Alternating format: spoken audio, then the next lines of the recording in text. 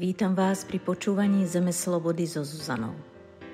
Zem slobody vznikla ako liečebný proces ľudskej duše, konkrétne mojej, a verím, že má potenciál pomôcť aj iným ľuďom.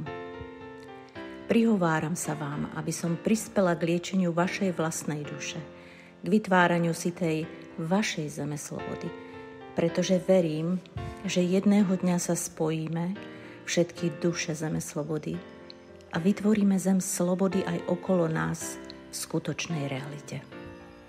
Príjemné počúvanie.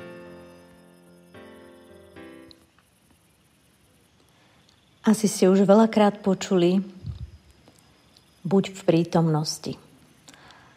Mnohí rozprávajú o tom, ako by sme mali byť prítomní vo všetkom, čo robíme.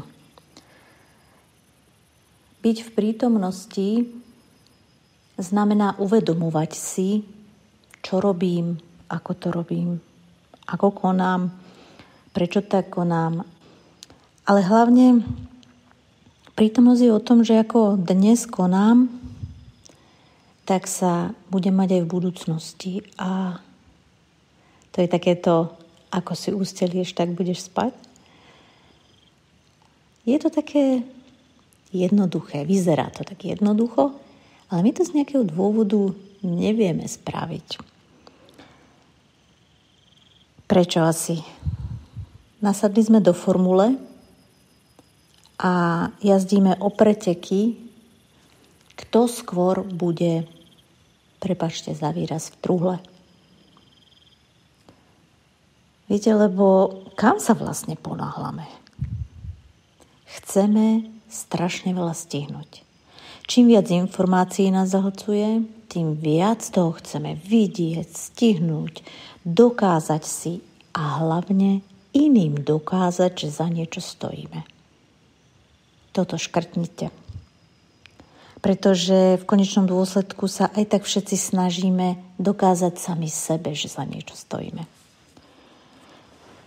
Takže ako si vlastne vylepšiť tú budúcnosť a byť v tej prítomnosti?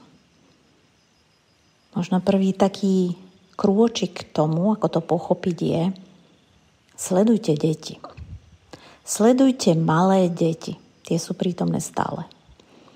Oni sa pohltia hrou. Ich tá hra úplne vtiahne.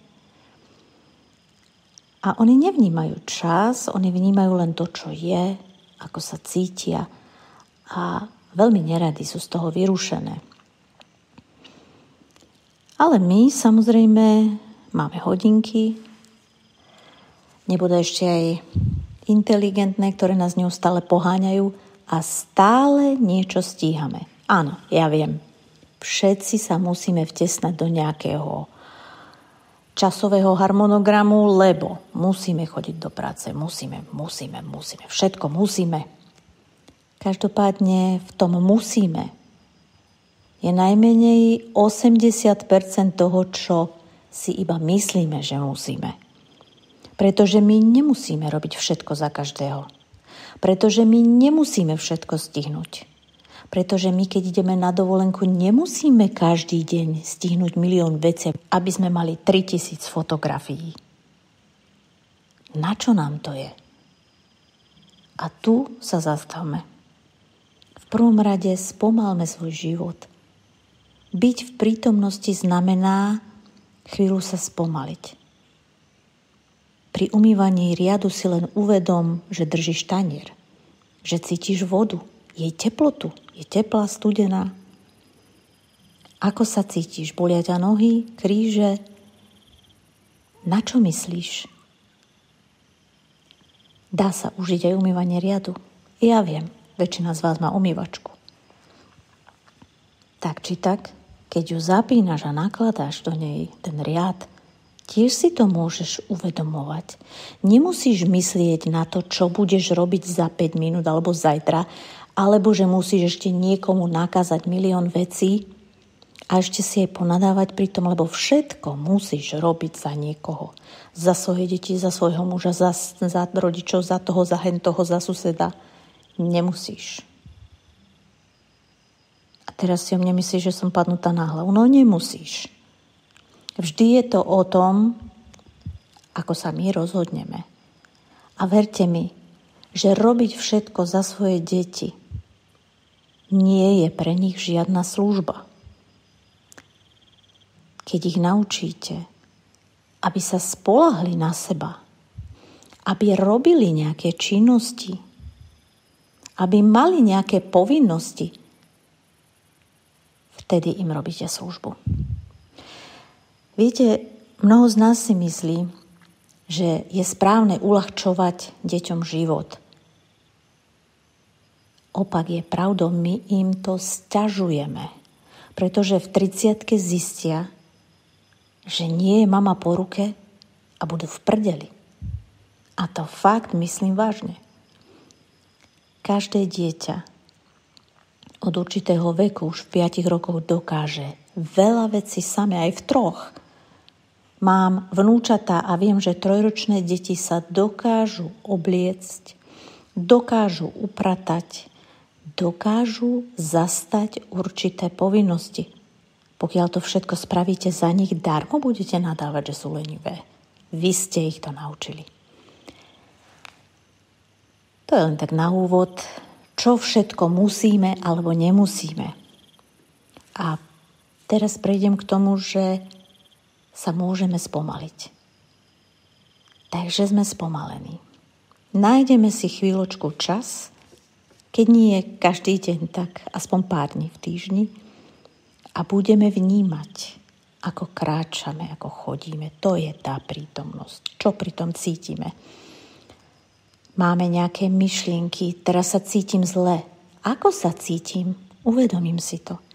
Nepomenovávaj, iba cíť. Čo je veľmi podstatné, prestaň hľadať postupy. Všetko rob podľa toho, ako to vyhovuje tebe, ako to cítiš ty. Vieš, môj postup pre teba môže byť taký zahlcujúci a nelogický, že ťa iba zaťaží. Nájdi si svoj systém ako na to. A to, že si teraz povieš, ja potrebujem nejaký postup, ako ja mám vedieť, že som v prítomnosti? No vieš to. Už len tým, že si pomyslíš na to, že sa spomalíš a budeš si uvedomovať, čo teraz vlastne cítiš, tak si tam. A ďalšia vec, preži. Bez toho, aby si premýšľala nad tým, čo prežívaš. Preži to, čo cítiš. Nepomenovávaj ten pocit. Je dobrý, je zlý. Vykašli sa na to. Cíť ten pocit. Ak ti je to nepríjemné, nechoď z toho preč. Momentálne sa cítiš dobre. To máme všetci radi. Ale príde ten pocit, že sa cítiš zle. My to tak voláme. Je to pocit, ktorý nechceme mať. Čo urobíme? Hneď ideme robiť nejakú aktivitu. Nechceme to cítiť. Odpor, neprijatie toho pocitu je potláčanie toho pocitu. Takisto, keď začneš robiť niečo iné, len aby si na to prestala myslieť alebo prestala to cítiť, to je potláčanie pocitu. Nepotláčajme pocity, to sú tie najhoršie pocity, ktoré máme. Keď sa cítim fakt príšerne, nechcem sa tak cítiť, vždy je lepšie prežiť to, nechať to vyplakať, možno vyskákať alebo čokoľvek, čo to s tebou chce robiť, rob. Možno si zatancuj alebo zakrič, alebo sa pleskni o zem. Ale preži ten pocit, nechaj ho prejaviť sa. Pretože ak ho potlačíš, to je to, čo ťa robí nešťastnou. To je to, čo ti spôsobuje tie nezmyselné situácie v živote. Čo ti spôsobuje reakcie, ktoré z teba robia hlupaňu, alebo hysterku, alebo čokoľvek. Stačí len vnímať to, ako sa cítiš a nerozlišuj pocity na dobré a zlé. Každý pocit je prejav našej duše. Toho, čo potrebujeme spracovať a my to neustále potlačame. A potom sme len kvopka nervov. A keď už sme v nejakej situácii, ktorú nezvládame dobre, niekto nás vytočí, niekto nás urazí, ako to zmeniť, je veľmi jednoduché. Nezareagovať tak, ako zvyčajne. A viem sama, aké je to ťažké. Pretože mnohokrát som si povedala, že tentokrát to dám. A nedala som. Zase som sa naštvala a vyziapala pol ulice. Nie. Tá jednoduchosť spočíva v tom, že sa neodsúdiš za to, že si to nezvládla. To je prvá vec. Pretože keď si dnes povieš, že budem reagovať inak, tak sa ti to určite hneď na prvýkrát nepodarí a možno ani na 10. Ale už len to, že zareaguješ takto. Príde situácia, ktorú nezvládaš. Zareaguješ tak, ako vždy. Ale potom si uvedomíš, že si to chcela urobiť inak a nevyšlo to. Prvý krok. Druhý krok je, že po niekoľkýkrát si uvedomíš, že ide to. Je to tá situácia, ide to a ja už chcem reagovať nejako a neurobím nič. Jednoducho si uvedomím, že budem mlčať. Aj keby ma malo rozdrapiť, nepoviem nič. To už si fakt urobila ďalší krok, kedy si dokážeš uvedomiť, že tuto ideš reagovať zle a neurobiš to. A po ďalších 20 razoch, kedy sa nejaká podobná situácia zopakuje, si uvedomíš, že už to s tebou vôbec nič nerobí. Takže zareaguj inak. A keď sa ti to nepodarí, tak sa neodsúď. Nejde to hneď, pretože celé roky máš naučenú túto reakciu. Máš ju tak vritú, že zareaguješ, ani si to neuvedomíš.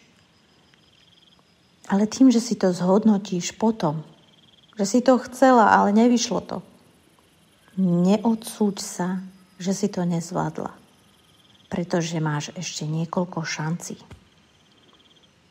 A dokážeš to. Prítomnosť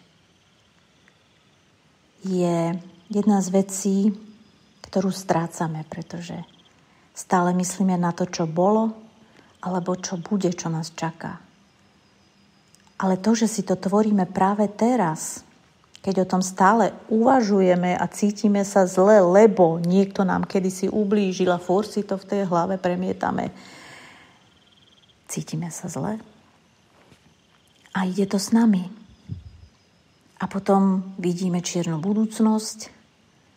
Napriek tomu, že momentálne svieti slnko, krásne kvitnú a voňajú kvety, a my nie sme schopní si to uvedomiť a potešiť sa z toho. Toto sú tie malinké zázračné perličky, ktoré tvoria tú nádhernú obrovskú perlu radosti, ktorú budeme cítiť neskôr. Pretože potešiť sa z vône kvetov, z vône malých detí, z vône práve upečeného chleba, z krásnych farieb, z krásnych výhľadov. Je toľko pekných vecí, ktoré si neuvedomujeme, pretože neustále myslíme na to, čo bolo, hoci to nemôžeme zmeniť. A naštvávame sa kvôli niečomu, čo bolo pred 100 rokmi. Alebo myslíme na to, čo bude, hoci sa to ešte vôbec nestalo. A trápime sa strachom, že niečo sa stane.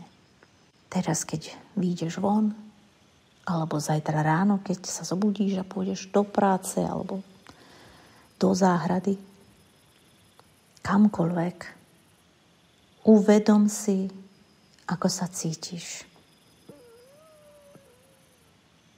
Uvedom si, že svieti slnko a poteš sa z toho. Uvedom si, ako kráčaš. Uvedom si, že si zdravá. To úplne stačí, aby si sa odrazila od dna a začala sa tešiť zo života a priťahovať radosť.